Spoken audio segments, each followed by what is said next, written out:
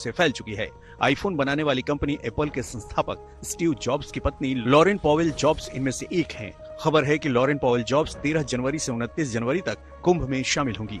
बताया जा रहा है हमारी बेटी जैसी है वो, हमारी बिल्कुल शिष्या तो है, शिष्या बेटी होती है, हमारी पुत्री जैसी है वो। हमने उसका नाम कमला दिया है, वो कमला नाम है उसका, हमने उसको अपना गोत्र दिया है और वो मेरे प्रति बहुत स्नेह रखती है। 4 इयर्स के बाद ये मेला भारत के अंदर सेलिब्रेट होने जा रहा है, जिसके अंदर 60 करोड़ प्लस डिवोटीज शामिल होंगे। 200 लाख करोड़ प्लस का इंडिया को बेनिफिट होने जा रहा है। हमारे महाकुंभ देश ही नहीं बल्कि दुनिया भर के ऐसे लोगों के आकर्षण का केंद्र बन गया है जो सनातन धर्म में आस्था और श्रद्धा रखते हैं। बहुत से विदेशी श्रद्धालु प्रयागराज पहुंच चुके हैं। आपको बता दें, और कई लोग आस्था के इस महामेले में भाग लेने के लिए आने भी वाले हैं। वहीं देश के भी आम लोगों के अलावा तमाम जाने माने लोग भी इस महा आयोजन में शरीक होने वाले हैं। देखिए ये रिपोर्ट। वाले महाकुंभ में देश भर ही नहीं बल्कि विदेशों से भी श्रद्धालु आने वाले हैं और एक नाम जो विदेश से इस महाकुंभ में शामिल होने आ रहा है, उसके बारे में जिसने भी सुना वो चौंक गया। और ये नाम है एप्पल के को-फाउंडर स्टीव जॉब्स की विधवा पत्नी और दुनिया की सबसे धनी महिलाओं में शुमार लॉरेन पवेल जॉब्स का। जी हाँ, खबर है कि दुनिया की सबसे रईस महिला भारत में महाकुंभ में आकर कल्पवास भी करेंगी और साधुओं की संगत में कुछ वक्त सादगीपूर्ण जीवन गुजारेंगी। लॉरेन हिंदू और बौद्ध धर्म से खास जुड़ाव रखती हैं और उनसे काफी प्रभावित भी हैं। वहीं आध्यात्मिक गुरु स्वामी कैलाशानंद जी महाराज ने इस बारे में जानकारी देते हुए कहा है कि लॉरेन पवेल महाकुंभ में शामिल होने और अपने गुरु से मिलने आ रही है। बात की 60,000 करोड़ प्लस डिवोटीज नजर आने वाले हैं, जो कि not only in the India but all over the world से इस चीज को ज्वाइन करने वाले हैं। मोस्ट द बिजिएस्ट द रशियस्ट, मतलब कि कह लें कि आपको नजर आने वाला है ये मेला। एंड इस मेले की हेलो दोस्तों, कुंभ मेला इस समय हर तरफ सुर्खियों में है। निरंजन अखाड़े के स्वामी कैलाशानंद गिरी जी महाराज ने जानकारी देते हुए कहा है कि एप्पल के को-फाउंडर स्टीव जॉब्स की पत्नी पावेल जॉब्स भी प्रयागराज कुंभ मेला 2025 में शामिल होने आ रही है। वह यहां अपने गुरु से मिलने आ रही है। कैलाशानंद गिरी जी महाराज ने आगे कहा है कि उनको अपना गोत्र भी दिया गया है और उनका नाम कमला रखा है। वह हमारी शिष्या है जो बेटी के समान है। उन्होंने कहा है कि दूसरी बार वह भारत आ रही है। वह यहाँ पर 3 से 4 दिन तक रहेगी। वह अपने निजी काम से यहाँ पर आ रही है। इस दौरान वह आध्यात्मिक चिंतन करेगी और मानसिक सवालों का जवाब तलाशेगी। तो चलिए वीडियो में आगे बढ़ते हैं और इस पर पाक मीडिया का रिएक्शन देखते हैं।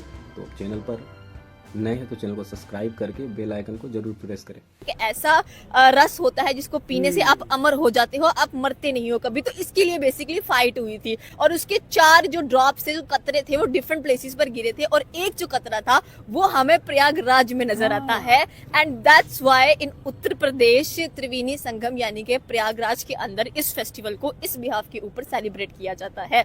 सो आई थिंक कि बड़े मजेदार हिस्ट्रीज होती हैं। एंड वैसे भी I love to read about the mythologies and theology specially. So I think कि एक बहुत मजेदार चीज है। एंड जब आप वहां पर जाते हो तो आपको हर एक चीज वैसी नजर आती है, एक स्टोरी टेलिंग वे में बताई जाती है। तो वहां पर अगर देखा जाएगा कि जितने भी डिवोटीज आ रहे हैं वो सारे के सारे आई थिंक सो कि in Indian word, in Hinduism you can say Ganga स्नान करने वाले हैं, like in Yamuna and in Ganga and in Saraswati. And बाकायदा when I was checking the online booking तो स्पेशली इनके एरियाज बनाए गए हैं, that is the Ganga, that is the मैं यही बात करने लगा था कि अब मैंने एक बात की है कि 200 लाख करोड़ का बेनिफिट इंडिया को होने जा रहा है। इसके साथ साथ आप ये भी देखें कि जो होटल बुकिंग है, ठीक है, वो एक सेपरेट थिंग है। उसके अलावा देखिए इंडिया क्या ये जो बेनिफिट्स है, प्रॉफिट्स है, इंडिया की इकोनॉमी में कोई डिफरेंस लेके आएंगे? डेफिनेटली लेके आएंगे। इतना बड़ा मेला है, ऑल ओवर द वर्ल्ड से लोग इस मेले को देखने के लिए आ रहे हैं, यात्रा कर रहे हैं कि हम लोग यहाँ पर जाएं, इस चीज को देखें कि आखिरकार इस चीज का जो बैक स्टोरी है वो कैसी है और हमने इसको कैसे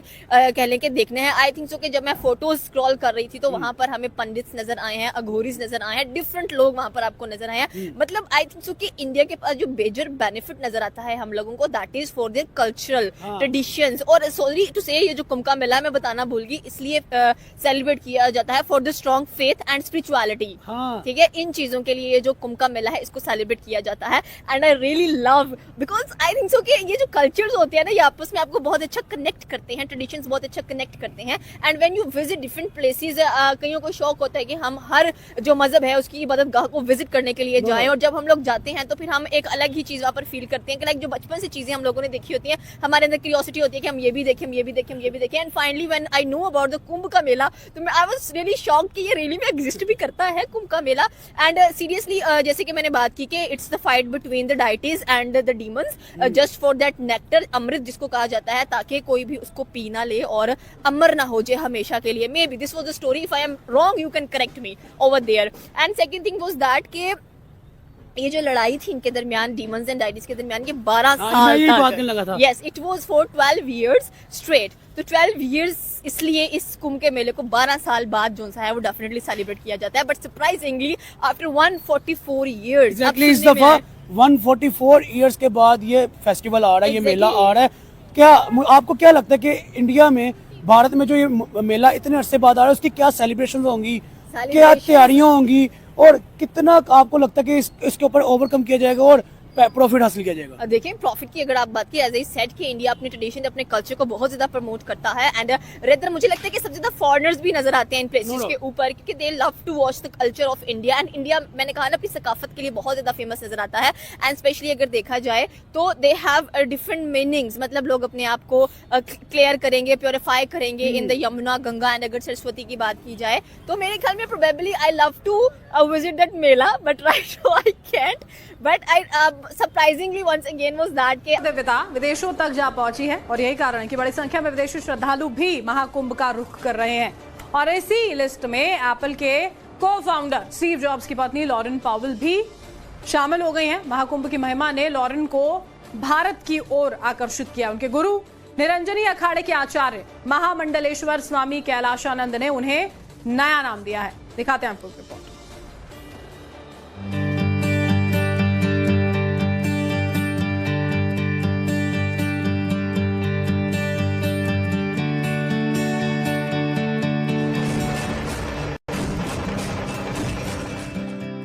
उत्तर से दक्षिण तक, पूरब से पश्चिम तक प्रयागराज के महाकुंभ की चर्चा है।